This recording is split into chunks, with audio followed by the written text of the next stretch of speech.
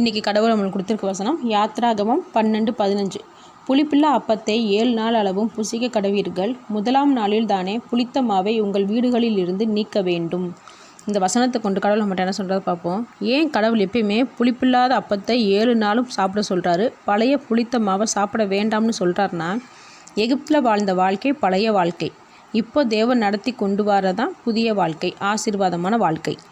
அதனால தான் தேவன் நீ பழசை நினச்சி பார்க்காத, அதன் கூட வாழணும்னு நினைக்காதன்னு இப்படி சொல்கிறாரு.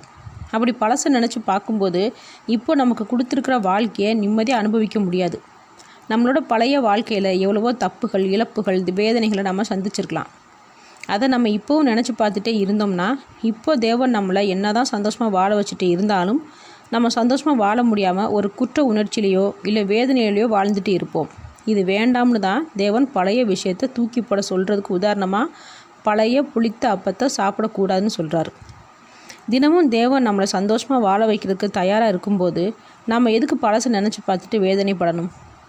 அப்போது நம்மளோட மனசில் இருந்து இறந்த காலத்தில் நடந்ததை தூக்கி போட்டுட்டு எந்தவித குற்ற உணர்ச்சி இல்லாமல், வேதனை இல்லாமல், தேவனுடைய ஆசீர்வாதத்தில் மகிழ்ச்சியோடு தேவன் நடத்துகிற பாதையில் நடப்போம். ஆமேன்.